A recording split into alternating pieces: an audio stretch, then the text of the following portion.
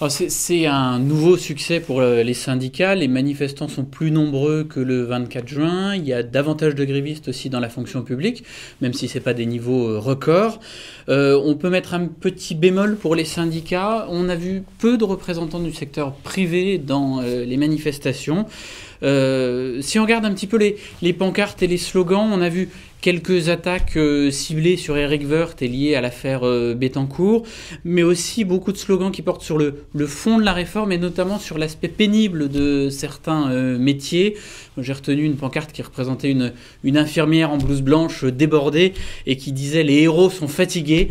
Donc on peut se demander si quelque part l'idée que la retraite ait lieu plus tard à 62 ans et pas maintenant intégrée, ce qui serait cohérent avec certains sondages, mais que les manifestants demandent qu'elle ne s'applique peut-être pas à tout le monde, pas uniformément, et vraiment la question de la pénibilité semble un enjeu important pour ce qu'on a vu aujourd'hui.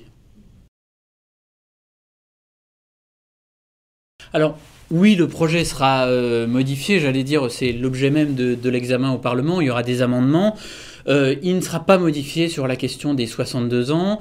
Le gouvernement ne veut pas en entendre parler, c'est le cœur de sa réforme, c'est un enjeu financier lourd, et de toute façon la majorité fait bloc là-dessus, et il n'y a pas du tout de tentation de revenir sur ce point-là, sinon il resterait honnêtement pas grand-chose de la réforme.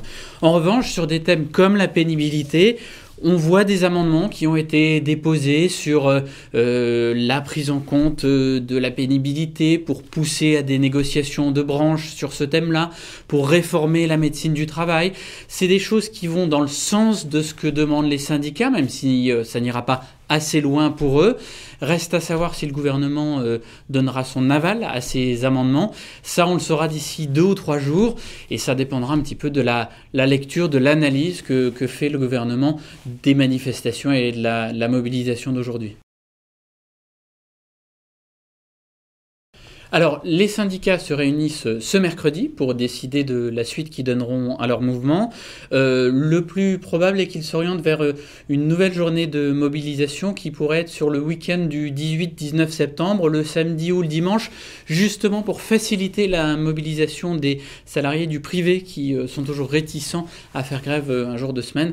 Là, ils n'auraient pas besoin de faire grève pour aller manifester si ça se passe pendant le week-end.